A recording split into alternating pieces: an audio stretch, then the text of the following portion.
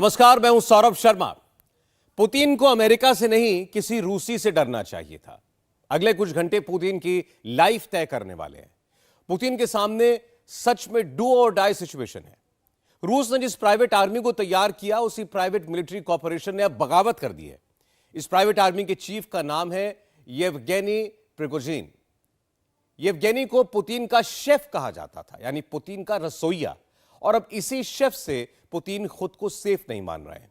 भाड़े की आर्मी का मुखिया अब मॉस्को की तरफ बढ़ रहा है। कुछ घंटे पहले पुतिन ने हड़बड़ी में एक वीडियो मैसेज जारी किया। इस मैसेज में उन्होंने वैगनर चीफ को धमकाया, धोखेबाज बुलाया, उसे मिटा देने की कसम खाई। और इसके बाद खबर आई कि मॉस्को से पुतिन निकल चुके हैं, किसी महफूज लोकेशन तक पहुंच गए हैं। पूरा यूरोप मिलकर पुतिन को नहीं झुका पाया। अमेरिका यूक्रेन की मदद तो करता रहा, लेकिन 1 साल से ऊपर चले इस युद्ध में रूस के अंदर कोई नहीं घुस पाया। अब रूस के अंदर ही एक ऐसी आग लग गई है जो सीधे पुतिन तक पहुंच सकती है। यह रात पुतिन के लिए बहुत खतरनाक साबित हो सकती है। इस वक्त रूस के हालात कैसे हैं, पुतिन की तरफ बढ़ रही प्राइवेट आर्मी कहां तक पहुंची है और इस प्राइवेट आर्मी का चीफ कौन है, यह सब जानिए इस एक्सक्लूसिव रिपोर्ट में।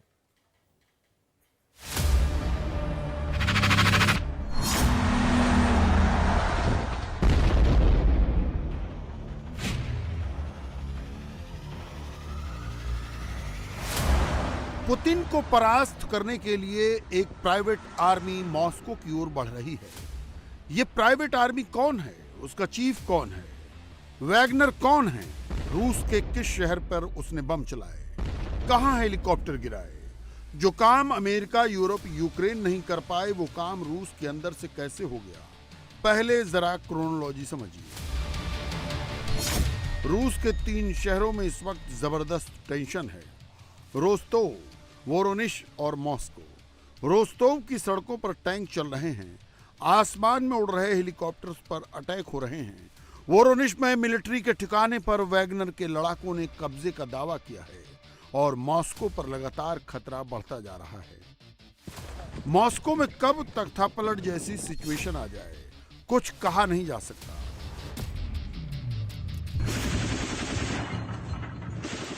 रोस्तोव से इस वक्त जो तस्वीरें सामने आ रही हैं, उसने पुतिन की नींद उड़ा दी है।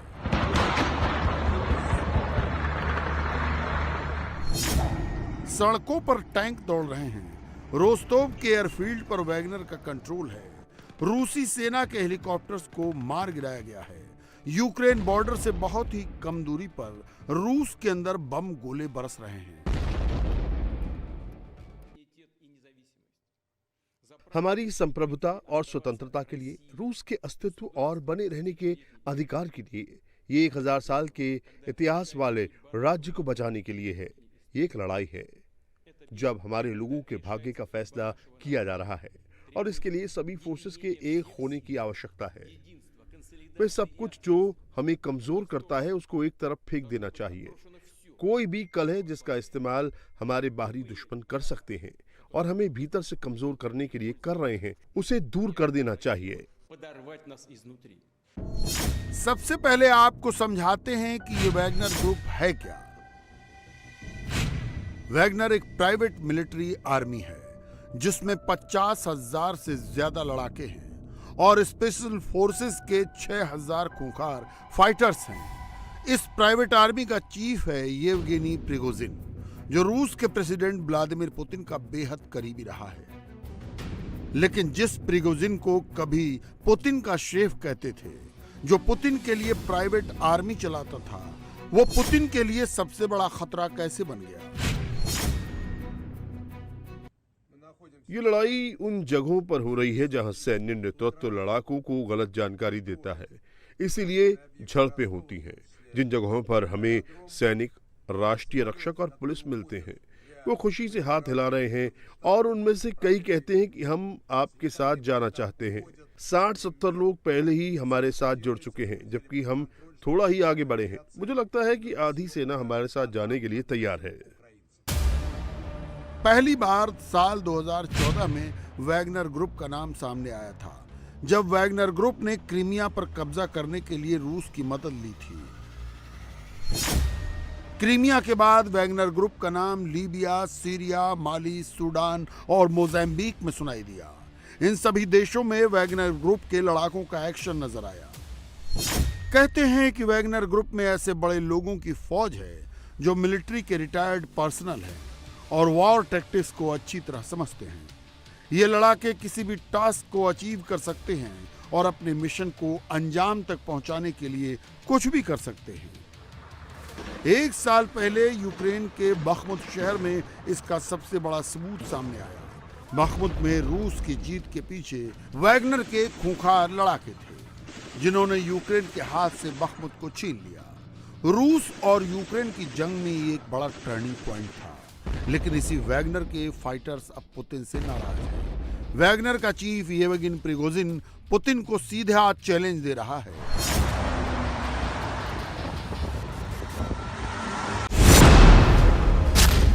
वैगनर ग्रुप क्या है, इसके लड़ाके कितने खूंखार हैं, इसका अंदाजा इनके फ्लैग को देखकर लगाया जा सकता है। वैगनर ग्रुप के फ्लैग में जो लोगो है उसमें बीचों बीच एक कंकाल की खोपड़ी है।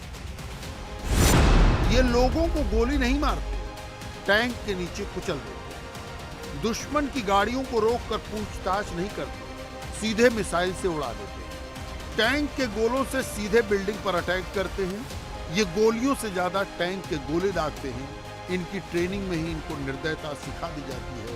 इसका सबसे बड़ा एग्जाम्पल है सीरिया का युद्ध, जो नबास की जंग और सूडान का सिविल वॉर। लेकिन अफ्रीका में डायमंड माइंस से लेकर रशिया के लिए लड़ने वाले ये प्राइवेट आर्मी अब रशिया को ही डरा रही है। सबसे हैरानी की बात यह है कि वैगनर ग्रुप एक शैडो की तरह काम करती आई है। ये अब तक रूस की आर्मी की मदद करते आए, उनके साथ ही ट्रेनिंग करते आए, लेकिन ऑफिशियल तौर पर ये किसी रिकॉर्ड में नहीं है। पूरी दुनिया में कहीं भी इन्हें एक लीगल एंटिटी के तौर पर रजिस्टर नहीं किया गया। इसकी सबसे बड़ी वजह यह है कि ये लड़ाके इतने निर्दयी हैं कि युद्ध में ये किसी भी हद तक चले जाते हैं। रूस उसे पूरी दुनिया के सामने अपना नहीं सकता। वैगनर ग्रुप की पूरी ट्रेनिंग रशियन आर्मी के साथ होती है। रशियन आर्मी की मिनिस्ट्री ऑफ डिफेंस ही इनको फंड करती है और इसके साथ साथ इनके रखरखाव से लेकर इनके आर्म्स एम्यूनेशंस का पूरा जिम्मा रशियन आर्मी के पास ही है। रशियन आर्मी के साथ ट्रेनिंग लेने के बाद 10 अलग अलग कंट्रीज के साथ इनकी संधि है, यानी समझौता है। इसीलिए अफ्रीकन कंट्रीज की डायमंड माइंस की सुरक्षा से लेकर डॉनबास और सीरिया, सूडान के अलग अलग युद्धों में भी इन्होंने अहम भूमिका निभाई और फ्रंट फेस के तौर पर ये प्रो रशियन आर्मी के नाम से जाने जाते हैं। रूस के लिए ये सिचुएशन कितनी खतरनाक है, इसका अंदाजा उस रीजन की जियोग्राफी समझकर लगाया जा सकता है जहां पर इस वक्त वैगनर के लड़ाके एक्टिव हैं। ये रोस्तोव है जहां पर वैगनर के लड़ाके सबसे ज्यादा एक्टिव हैं। यूक्रेन बॉर्डर क्रॉस करके रोस्तोव के सदर्न साइड से ये लड़ाके रोस्तोव में दाखिल हुए। दक्षिणी रूस में रोस्तोव सबसे बड़ा शहर है, जो यूक्रेन के ईस्टर्न बॉर्डर से सिर्फ 100 किलोमीटर दूर है। रोस्तोव में रूस का सदर्न मिलिट्री डिस्ट्रिक्ट कमांड है। यूक्रेन से वॉर में इस इलाके में मौजूद रशियन आर्मी लड़ रही है, लेकिन अब रशियन आर्मी के सामने दिक्कत यह है कि वो यूक्रेन से लड़े या फिर वैगनर के लड़ाके से। रोस्तोव से करीब 570 किलोमीटर दूर वोरोनिश में मिलिट्री एस्टेब्लिशमेंट पर इन लड़ाकों ने कब्जे का दावा किया और वोरोनिश से 520 किलोमीटर दूर मॉस्को है, जिस तरफ ये वैगनर लड़ाके बढ़ रहे हैं। हम आंतरिक विश्वासघात और ऐसे किसी भी खतरे से अपने लोगों और अपने राज्य की रक्षा करेंगे। हम जो झेल रहे हैं वो विश्वासघात है। अत्यधिक महत्वाकांक्षाओं और व्यक्तिगत हितों के कारण ये देशद्रोह हुआ। हमारे देश, हमारे लोगों के साथ विश्वासघात, जिसके लिए हमारी अन्य यूनिट्स कंधे से कंधा मिलाकर वैगनर समूह के सेनानियों और कमांडरों ने लड़ाई लड़ी और मारे गए। वे नायक जिन्होंने बखमुत को मुक्त कराया, उनको भी इन लोगों ने धोखा दिया। वैगनर्स की नाराजगी एक नहीं कई वजहों से है, लेकिन 3 मेन पॉइंट हैं। पहला, बखमुत में उन्हें जरूरी गोला बारूद मुहैया नहीं कराया। दूसरा, रूस के रक्षा मंत्री सेर्गेई शोइगु से उनके मतभेद, और तीसरा यूक्रेन वॉर में वैगनर लड़ाकों को क्रेडिट मिला। वैगनर ग्रुप के चीफ ने एक बार नहीं कई बार कहा कि बाकी उनके जवानों को मरने के लिए छोड़ दिया, लेकिन रूस ने इन सब बातों को नजरअंदाज किया। नतीजा आप सबके सामने है। येवगेन प्रिगोजिन ने खुला चैलेंज दिया कि इसका बदला लिया जाए। येवगेनी प्रिगोजिन कभी सिर्फ एक रेस्तरां चलाते थे। पुतिन इस रेस्तरां के दीवाने थे। पुतिन और प्रिगोजिन के रिश्ते धीरे धीरे मजबूत होते चले गए। इसी वजह से उन्हें क्रेमलिन में खाना सप्लाई करने का टेंडर मिला और फिर उन्हें पुतिन का शेफ कहा जाने लगा। पुतिन के करीबी होने की वजह से उनका बिजनेस बढ़ा और अब फिर वो एक बड़े बिजनेसमैन बने। सोवियत संघ के आखिरी दिनों में प्रिगोजिन करीब 9 साल जेल में रहे और उन्होंने अपनी फौज में भी जेल के कैदियों को रखा है, जो खूंखार भी हैं और मरने मारने के लिए हमेशा तैयार रहते हैं। रोस्तोव में वैगनर ग्रुप के लड़ाके जैसे ही एक्शन में आए, उसका इंपैक्ट क्रेमलिन पर दिखने लगा। अचानक एक चर्चा तेजी से उड़ी कि मॉस्को से रशियन प्रेसिडेंसी का एक चार्टर्ड प्लेन उड़ान भर चुका है, लेकिन वो कहां जा रहा है ये क्लियर नहीं है। फिर खबरें आई कि मॉस्को से जिस स्पेशल प्लेन ने टेक ऑफ किया वो सेंट पीटर्सबर्ग की ओर बढ़ रहा है। अटकलें लगाई गईं कि पुतिन को सेफ जोन में ट्रांसफर करने की कवायद शुरू हो गई है, लेकिन क्रेमलिन की ओर से कहा गया कि पुतिन कहीं नहीं गए, वो मॉस्को में ही है। पुतिन पर कई बार ये आरोप लगे कि उन्होंने अपने पर्सनल एजेंडे के लिए वैगनर की फोर्स खड़ी की, उसके फाइटर्स का इस्तेमाल किया, लेकिन क्रेमलिन ने इस दावे को हमेशा रिजेक्ट किया है। अब पुतिन सबसे बड़ी मुश्किल में है, क्योंकि उनकी ही प्राइवेट आर्मी उन्हीं को उखाड़ फेंकने की कसम खा चुकी है। अब पुतिन को यह समझ नहीं आ रहा कि वो यूक्रेन से लड़ें या फिर अपने ही देश के अंदर सिर उठाने वाले इन लड़ाकों से। लेकिन ये बात तो साफ है कि रूस इस वक्त सबसे बड़ी मुश्किल का सामना कर रहा है। जो नरेंद्र मोदी के विरुद्ध लड़ने चले थे, उसी महागठबंधन में गृह युद्ध शुरू हो गया है। पटना में जो घटना हुई उसके कुछ बड़े दिलचस्प लेकिन पॉलिटिकल मायनों में बड़े जबरदस्त डिटेल्स आज सामने आई। पता चला कि राहुल गांधी को मनाने के लिए अरविंद केजरीवाल ने सारी कोशिशें कर ली। केजरीवाल ने राहुल से यहां तक कह दिया कि एक बार मिलिए तो सही, चाय तो पिला दीजिए। और राहुल ने कहा, मुझसे मिलने की इतनी बेताबी क्यों है, वेट कीजिए, बताएंगे। इसके बाद केजरीवाल ने राहुल के सामने हाथ जोड़कर कहा कि एक बार साथ बैठते हैं, सारी शिकायत दूर हो जाएगी। लेकिन राहुल गांधी बोले, मुझसे मिलने की ऐसी बेसब्री का मतलब है कि आप कुछ मिसचीफ यानी शरारत सोच रहे हैं। यह सब सुनने के बाद समझ चुके होंगे आप कि कांग्रेस और केजरीवाल के बीच बात बिल्कुल बिगड़ चुकी है। दल भी नहीं मिले, दिल मिलने की बात तो बहुत दूर है। दोस्ती दिखाते ही कुश्ती हो गई, ब्लैकमेल का खेल हो गया। मोदी विरोधियों की यारी, केजरीवाल सब पर पड़ गए भारी। अध्यादेश का नाम लिया केजरीवाल ने, 14 बड़े बड़े सुरमाओं को बेहाल कर दिया। मीटिंग में दोस्ती का चेहरा, बाहर कैरेक्टर दोहरा। मीटिंग में मिलते हैं, बाहर लड़ते हैं। मोदी विरोधी कैंप में क्या चल रहा है? वैसे तो पटना में 4 घंटे मीटिंग चली। मोदी को हटाने के नाम पर 15 पार्टियां आई। सबने मोदी को हटाने की कस्में खाई। मन में कुछ और रखा, बाहर कुछ और दिखा। केजरीवाल ने पटना में धमाका किया। दूसरे दिन असर दिल्ली से लेकर मुंबई, केरल तक दिखा। कैसे मोदी विरोधी कैंप में खलबली मच गई है, कैसे एकता का पूरा ताना बाना बिगड़ गया है, क्यों मोदी विरोधी मोर्चा पर संकट दिख रहा है। कल जो पिक्चर चली, आज उसका रिव्यू आ गया। कांग्रेस पार्टी ऐसा लगता नहीं है कि वो सेम थॉट रखती है। ऑर्डिनेंस, दिल्ली के ऑर्डिनेंस पे अगर आप देखें, जिस तरह से दिल्ली की चुनी हुई सरकार की शक्तियां ख़त्म कर दी गई, उसको लेकर कांग्रेस जिस तरह से खुलकर सामने नहीं आ रही है, समर्थन की बात नहीं कर रही है, उसको क्रिटिसाइज़ नहीं कर रही है, और उनके नेता कहीं ना कहीं ऑर्डिनेंस को ही सही बोल रहे हैं। तो ऐसा लगता नहीं है कि कांग्रेस जो है भारतीय जनता पार्टी से लड़ने में कहीं से भी इच्छुक है। हाँ, मैं ये स्वीकार करता हूँ कि थोड़ी बहुत इश्यूज़ हैं, पर भारतीय जनता पार्टी को उसमें प्रसन्नता होने की ज़रूरत नहीं है।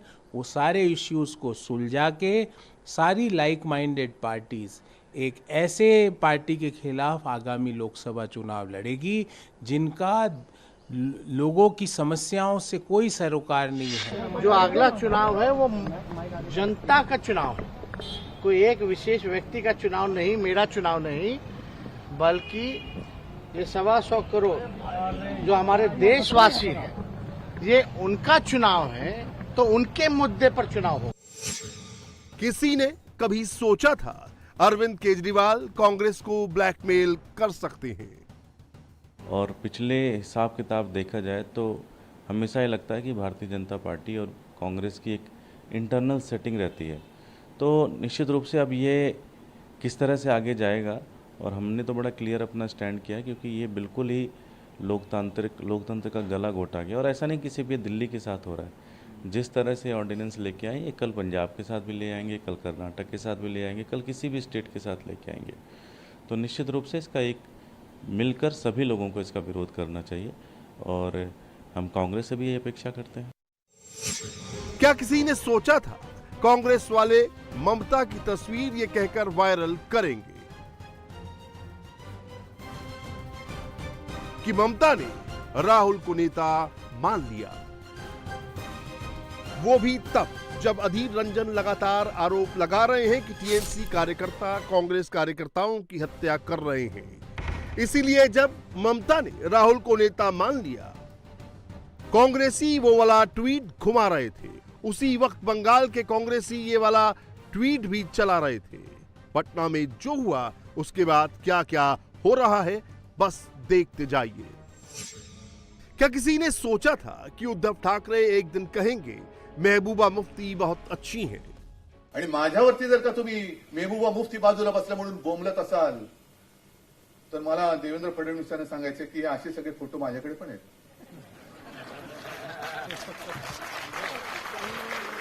व पंतप्रधान तुमचे नरेंद्र मोदी तुमचे नेते आहेत की नाहीत?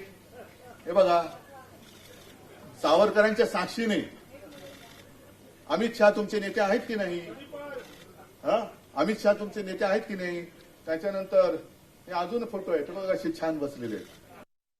मोदी विरोध के नाम पर बहुत कुछ हुआ है, सब डिटेल में बताएंगे।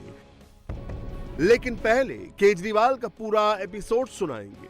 केजरीवाल पटना से क्यों जल्दी चले आए, पूरी कहानी सामने आई है। जिसकी एक लोकसभा सीट है, उसने 14 पार्टियों को कैसे घुमा दिया, 15 पार्टियों का पूरा कैलकुलेशन कैसे केजरीवाल ने बिगाड़ दिया। हुआ क्या था? आम आदमी पार्टी के अंदर खाने से खबर आई है। 12 बजे मीटिंग शुरू हुई। बोलने वालों में दूसरा नंबर अरविंद केजरीवाल का था। ऑर्डिनेंस पर बात रखी गई। राहुल गांधी से सीधा कहा कि एक कप चाय तो पिला दीजिए, जब बैठेंगे तो आपके मन में जो बात है वो सामने आ जाएगी। आप ऑर्डिनेंस पर खुलकर साथ आने की बात कह दीजिए। लेकिन मल्लिकार्जुन खड़गे आपके प्रवक्ता का एक बयान लेकर आ गए। दोनों तरफ से आरोप लगे, बात नहीं बनी। ऑटोनॉमी की जो बात कर रहे हैं, ग्रेटर पावर्स और स्टेटहुड की जो बात कर रहे हैं, तो सिमिलर जो मसले आए पार्लियामेंट में, जब तो ये दूसरे पार्टीज के साथ खड़े नहीं थे, कई मुद्दों के साथ ये तो खड़े नहीं थे। ये तो या तो एब्सटेन कर गए या नहीं तो भाजपा का साथ दे दिए। लेकिन ये कह रहे हैं कि आपकी इंटेंशंस और आप टीम प्लेयर होकर के कैसे विपक्ष को लेंगे, उस पर उनको शक है। उनके देखो, उनके तो शक रहेगा ही ना, क्योंकि हम तो भागे नहीं थे जब दूसरों के मुद्दे आए, तो हम तो खड़े हुए थे, हम तो लड़ रहे थे। ये दूसरे जो मुद्दे आए थे पार्लियामेंट में, स्टेट्स को लेके, कई स्टेट्स को लेके, भागे तो आम आदमी पार्टी के लोग थे ना। जब वो कहाँ खड़े हुए थे, या तो आप वॉकआउट कर जा रहे थे, अब्सटेन कर जा रहे थे, आपके एमपीज दिखाई नहीं दे रहे थे। आप उनकी मुद्दों पे भाजपा का साथ दे देते हैं और कह रहे हैं हम भाजपा के साथ खड़े हुए हैं। ये हमारा मामला ये है, लोकसभा में, राज्यसभा में जो कोई भी बिल आती है तो हम सारे अपोजिशन पार्टीज के साथ बैठते हैं और उसके ऊपर एक राय बनाते हैं, एक स्ट्रेटेजी बनाते हैं, अकॉर्डिंगली एक्ट करते हैं। पटना मीटिंग से मिली जानकारी में जो बात सामने आई है, केजरीवाल की खड़गे और राहुल गांधी से जिस अंदाज में बात हुई, उसके बाद से ही केजरीवाल ने क्या करना है डिसाइड कर लिया और मोदी विरोधी मोर्चा में पहला छेद केजरीवाल ने कर दिया। आम आदमी पार्टी के सोर्सेज ने बताया कि राहुल की बातों से ऐसा लग रहा था कि वो पहले ही मन बना के आए हैं। राहुल गांधी ने ऑर्डिनेंस पर प्रक्रिया का हवाला दिया। केजरीवाल की उत्सुकता पर संदेह जताते हुए मिलने से मना कर दिया। कई पार्टी के नेताओं ने भी राहुल गांधी से साथ देने को कहा, लेकिन राहुल नहीं माने और इसी के साथ केजरीवाल के प्रेस कॉन्फ्रेंस छोड़कर जाने की वजह तैयार हो गई। स्टैंड क्लियर नहीं कर देती है। देखिए, यूपीए सरकार 10 साल बनी है, उसमें कई पॉलिटिकल पार्टीज थे। इस बार यही हम लोग कोशिश कर रहे हैं कि यूपीए के जितने अफिलिएट्स थे वो सब इंटैक्ट हैं, कोई छोड़े नहीं। एनडीए के पार्टनर्स छोड़े हुए हैं, जेडीयू गई, शिवसेना गई, अकाली दल गए, लेकिन कुछ पार्टीज हैं जो एनडीए के साथ भी नहीं, यूपीए के साथ भी नहीं, लेकिन भाजपा के खिलाफ जो लड़ रहे हैं। और कुछ लोगों से हम चाह भी रहे हैं कि आप लोग भी अगर लड़ना चाह रहे हैं तो हमारे साथ ज्वाइन करें। ये ओपन इन्विटेशन था, इसीलिए हम लोग भी बात किए, नीतीश कुमार जी भी बात किए, शरद पवार जी भी बात किए, कई पार्टीज आपस में बात करके कई पार्टीज कल आए। अब उसमें कोई पार्टी भाजपा को लड़ना नहीं चाह रही है, सिर्फ अपने आप में और में जी रही है, तो कुछ नहीं, उसका कुछ नहीं कर सकता ना। जो पार्टी साथ में आ रही है उनको लेकर लड़ना पड़ेगा भाजपा से। तो आगे बुलाएंगे आम आदमी पार्टी को आप विपक्ष की बैठकों में, या? देखिए, हाँ, उसके बारे में कल क्या डिसीजन हुआ अंदर, ये क्या बोल के कल की मीटिंग में दूसरे लीडर्स को क्या बोल के निकले वहाँ से, ये हम लोग को इसका इल्म नहीं है। लेकिन हम ये कह रहे हैं कि ये वाइडर प्लेटफॉर्म बने, लार्जर कोऑर्डिनेशन हो, and all those parties those who want to fight BJP and its ideology are welcome. So Aam Aadmi Party is still welcome in the opposition camp? But See, I am telling all those parties, those who want to fight BJP, those who want to be with BJP directly or indirectly, I am sure they will find excuses not to be on this platform. Arvind Kejriwal की लाख कोशिश के बावजूद भी अध्यादेश पर राहुल गांधी का साथ मिलना तो दूर, राहुल गांधी ने साथ बैठने से भी इनकार कर दिया. इसके पीछे कांग्रेस की अपनी मजबूरी है. कांग्रेस को यह लगता है कि उसके वोट बैंक में सबसे बड़ा डाका आज की डेट में आम आदमी पार्टी डाल रही है, और अगर यह समझौता होता है तो दिल्ली में वो पहले से ही शून्य है, और जिस हिसाब से कांग्रेस के नेता पंजाब में नाराज चल रहे हैं तो इसका असर फिर पंजाब के चुनाव परिणाम पे भी देखने को मिलेगा. मोदी रोको मोर्चा में केजरीवाल असहज उमर अब्दुल्ला की बातों पर हो गए. जब केजरीवाल अध्यादेश कर रहे थे तब उमर अब्दुल्ला ने 370 वाले अध्यादेश की कहानी सुनाकर केजरीवाल का गुस्सा और बढ़ा दिया. उमर अब्दुल्ला ने केजरीवाल से पूछा था, धारा 370 हटाने के समय बहुत सारी पार्टियां चुप रही, आम आदमी पार्टी क्यों बीजेपी के साथ खड़ी रही? इसकी शुरुआत तो सबसे पहले कश्मीर से हुई, और जब 370 को ख़त्म किया गया, कश्मीर का जो भी कॉन्स्टिट्यूशनल राइट्स था उसको छीन लिया गया, एक राज्य का दर्जा भी ख़त्म कर दिया गया. एक पहली बार हिंदुस्तान में ऐसा हुआ. अब तक तो होता था कि यूनियन टेरिटरी को प्रमोट किया जाता था स्टेट के रूप में, एक स्टेट को डिमोट कर दिया गया 2 यूनियन टेरिटरी में. और अफसोस की बात यह है कि उस समय भारत के जो अपोजिशन पार्टीज़ हैं उनमें से बहुत सारे पार्टी चुप रहे इस सवाल पर, और आम आदमी पार्टी तो एक तरह से भारतीय जनता पार्टी के साथ खड़ी थी इस मामले में.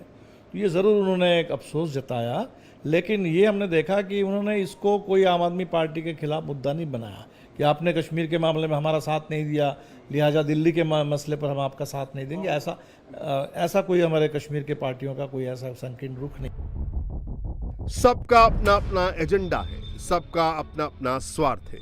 अब ऐसे में 24 में मोदी से लड़ना किसी चुनौती से कम नहीं है. ऐसे उस मंच पर इकट्ठे हो गए जब ममता दीदी कहती हैं कांग्रेस को बंगाल छोड़ दो,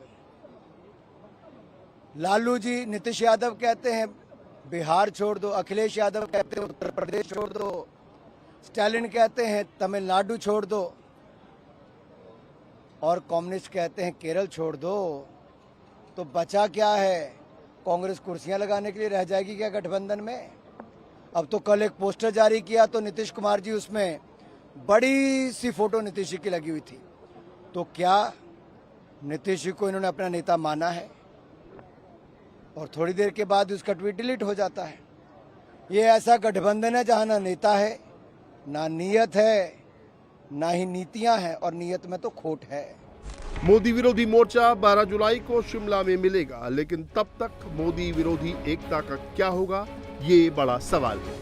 क्योंकि दिल्ली ही नहीं, बीजेपी ने मीटिंग से निकली एक और तस्वीर पर माहौल बनाना शुरू कर दिया है। जब मीटिंग में उद्धव ठाकरे महबूबा मुफ्ती के साथ बैठे थे, बीजेपी इस तस्वीर को बाला साहब की इमेज से जोड़ रही है।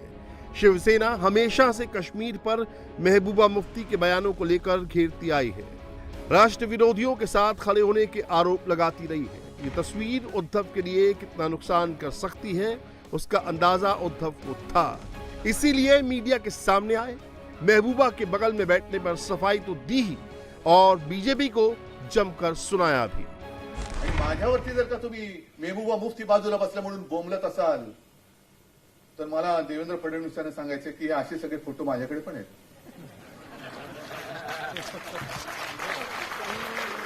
मग पंतप्रधान तुमचे नरेंद्र मोदी तुमचे नेते आहेत की नाहीत?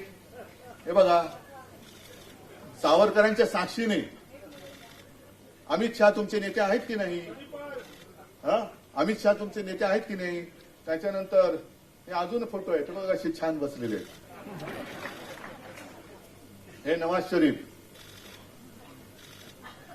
मग हे तुमचे नेते, तुम्ही सांगताय हे जे काय करतात. बरं, हे बाकी बरंच आहे, मी माझ्याकडे अल्बमच ठेवलेलं आहे यांचं सगळं मुस्लिम प्रेम. हे मिठ्या काय मारतायत, टोप्या काय घालतायत, सगळं काय करतायत, आणि केवळ मी महबूबा मुफ्तींच्या बाजूला बसलो म्हणून तुम्ही माझ्यावरती टीका करता. मी मुद्दामून बसलो, परत एकदा सांगतो, मुद्दामून बसलो. पण हे तुमच्या नेत्यांनी केलेलं आहे. मग त्यांनी केलं, मग आम्ही केलं. पण आज संपूर्ण देशामध्ये तुम्ही हुकुमशाह म्हणून उभे राहत आहात. सैतानाचे एक रूप आमच्या समोर असताना या सैतानाला पहिला आम्हाला गाडावाच लागेल, खत्म करावाच लागेल.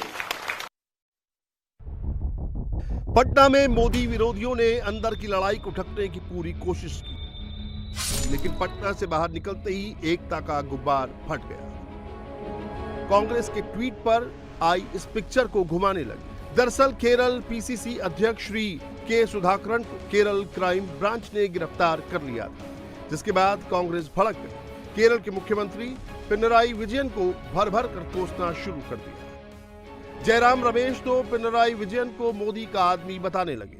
जरा सोचिए, मुश्किल से कुछ घंटे पहले ही डी राजा सीताराम येचुरी मोदी विरोध के लिए एकता की कस्में खा रहे थे।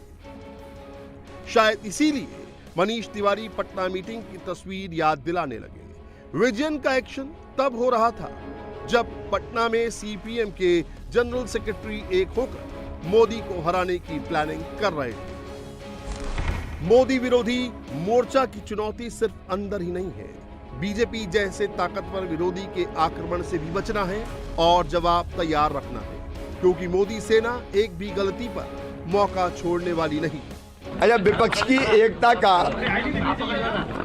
निष्कर्ष क्या है? मैंने तो एक ही सुना कि लालू यादव जी कह रहे हैं कि तुम्हारी मम्मी बहुत शिकायत कर रही कि तुम शादी नहीं कर रहे, शादी कर लो, दूल्हा बन जाओ, बारात में हम आएंगे। बाकी वो दूल्हा कौन है और बारात कौन है इसका ठिकाने नहीं है। जैसे जब भारी बाढ़ आती है तो अपनी जान बचाने के लिए कई जीव जंतु एक पेड़ पे बैठ जाते हैं। एक ही पेड़ पे आप देखेंगे मेंढक भी है, सांप भी है, बंदर भी है, क्योंकि नीचे पहाड़ का पानी है। मोदी जी के समर्थन की और लोकप्रियता की ऐसी बाढ़ है कि ये सब एक पेड़ पे चढ़ने की कोशिश कर रहे हैं, लेकिन मोदी जी दुनिया के सर्वाधिक लोकप्रिय नेता है। अब काट की हंडी बार बार थोड़ी चढ़ती, कितनी बार भी एकता कर ले कुछ नहीं होने वाली। बीजेपी की तैयारी किस कदर है, इसी से समझ लीजिए। याद कीजिए, जब मोदी अमेरिका जा रहे थे तभी से कांग्रेस मणिपुर सुनाने लगी थी। एक के बाद एक ट्वीट आ रहे थे, हर जगह मणिपुर की बात हो रही थी, ऑल मीटिंग पार्टी की मांग हो रही थी।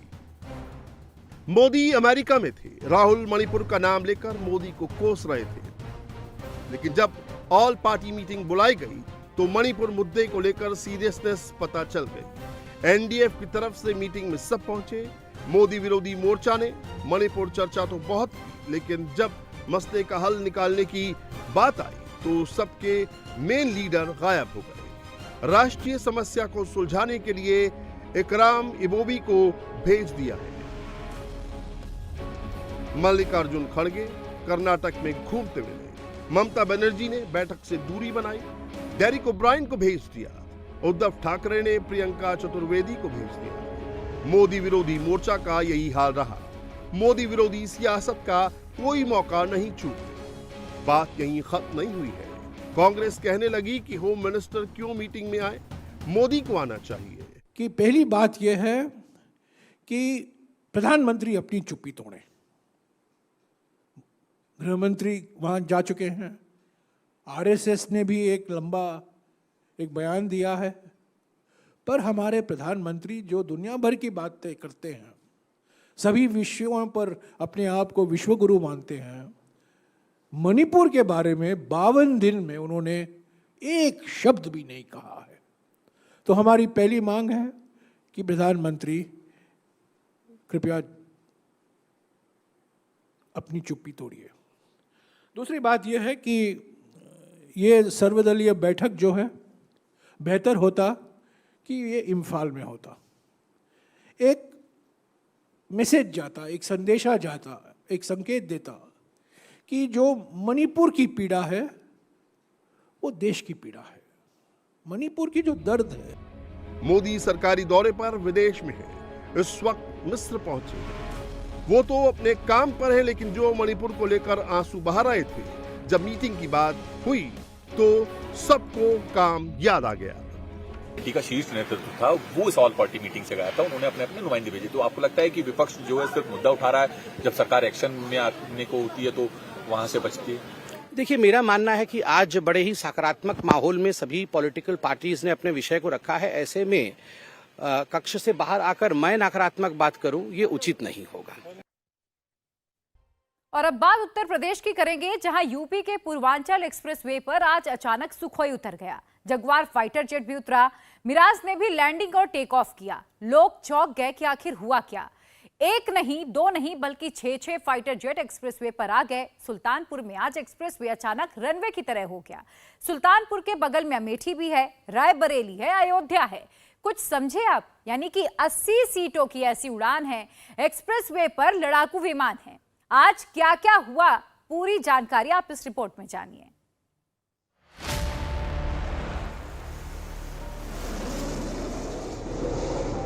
सुखोई, मिराज,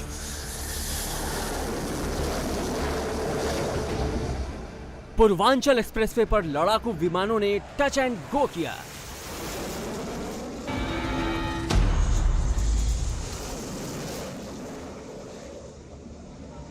हवा में फाइटर जेट ने करतब दिखाया। पूर्वांचल एक्सप्रेसवे पर 3.2 किलोमीटर लंबी एयर स्ट्रिप बनाई गई है। कुल मिलाकर 4.7 किलोमीटर लंबा क्लियर जोन रखा गया है, जिससे इमरजेंसी जैसे हालात में लड़ाकू विमानों की यहां लैंडिंग कराई जा सके। युद्ध जैसे हालात में लड़ाकू विमान पूर्वांचल एक्सप्रेसवे के इस एयर स्ट्रिप से उड़ान भर सके।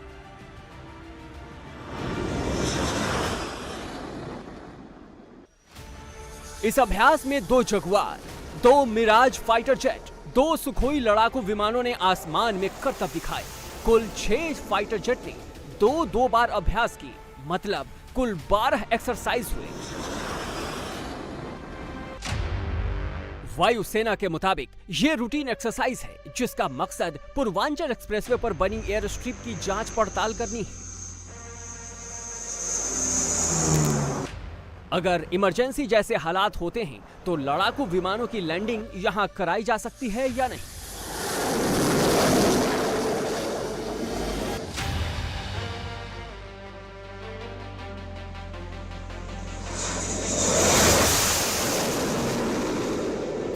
पूर्वांचल एक्सप्रेसवे पर जब एयरफोर्स एक्सरसाइज कर रही थी, तब लोगों की काफी भीड़ भी लग गई थी।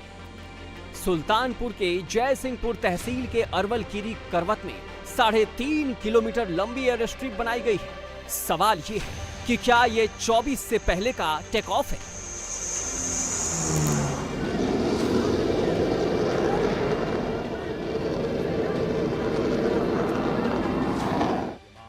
नवंबर 2021 को पूर्वांचल एक्सप्रेसवे का उद्घाटन हुआ था।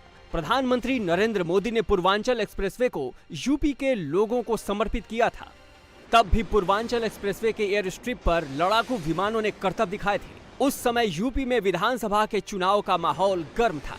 अब 19 महीने बाद फिर से पूर्वांचल एक्सप्रेसवे पर एयरफोर्स के लड़ाकू विमानों ने एक्सरसाइज किया। अब देश में लोकसभा चुनाव की चर्चा है। विधानसभा का चुनाव योगी जीते थे, इतिहास रचा था। अब 24 की तैयारी है। ये जो एयर स्ट्रिप है, इसमें रोजाना गाड़ियां चलती हैं। इस पूर्वांचल एक्सप्रेसवे में करीब 20,000 गाड़ियां रोजाना आती जाती हैं। अब ये डाइवर्जन कर दिया है, दूसरे रास्ते से लोग जा रहे हैं, लेकिन सड़कों के सब तरफ इस तरह से लोग हमें दिखाई दे रहे हैं। जो ये अद्भुत नज़ारा है, जो हमारे लड़ाकू विमान है, उनकी जो ताकत है वो देखने के लिए दूर दूर तक लोग खड़े हैं। जहाँ तक आपकी निगाह जाएगी आपको यहाँ लोग दिखाई देंगे। जो कुछ गाड़ियाँ यहाँ से निकल रही थी वो गाड़ियाँ में यहाँ रुक गई हैं और गांव के लोग भी यहाँ पर आए हैं। अब ये पूरी पूर्वांचल एक्सप्रेसवे की बात करें तो करीब 1 दर्जन लोकसभा सीट यहाँ पे पूरे रास्ते पूर्वांचल एक्सप्रेसवे के पड़ती हैं। लखनऊ, फिर बाराबंकी, अमेठी, सुल्तानपुर, अंबेडकर नगर, आजमगढ़, गाजीपुर, बीच में अयोध्या। तो बीजेपी को पूरी उम्मीद है कि पूर्वांचल एक्सप्रेसवे से जिस तरह से लोगों को फायदा हुआ है, उसका फायदा बीजेपी को लोकसभा चुनाव में जरूर होगा। पूर्वांचल एक्सप्रेसवे लखनऊ से लेकर गाजीपुर तक है। पूर्वांचल एक्सप्रेसवे करीब 341 किलोमीटर लंबा है। इसे पूर्वी यूपी के लोग विकास का एक्सप्रेसवे भी कहते हैं। इस एक्सप्रेसवे से राजनीति का ताना बाना कैसे है, कौन कौन सी लोकसभा सीट इस एक्सप्रेसवे से प्रभावित होती है, सब बताएंगे, समीकरण भी समझाएंगे। लेकिन उससे पहले उत्तर प्रदेश के पूर्व मुख्यमंत्री अखिलेश यादव का ये ट्वीट देख लीजिए। इस तस्वीर से अखिलेश यादव क्या कहना चाहते हैं वो समझ में ठीक आ रहा है। एक और योगी के बनाए पूर्वांचल एक्सप्रेसवे पर सुखोई और मिराज को उतारने की तैयारी हो रही थी। उस वक्त अखिलेश यादव ट्वीट खेल रहे थे। यूपी के सीएम योगी आदित्यनाथ की योगा डे वाली तस्वीर पोस्ट कर रहे थे। 9 सेकंड की तस्वीर को सोशल मीडिया पर घुमा रहे हैं।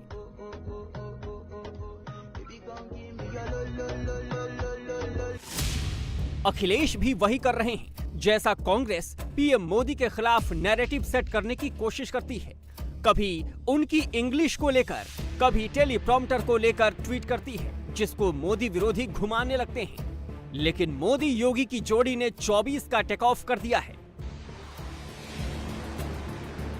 सवाल यूपी की 80 लोकसभा सीटों का है। माना जाता है कि यूपी से लेकर दिल्ली का रास्ता जाता है।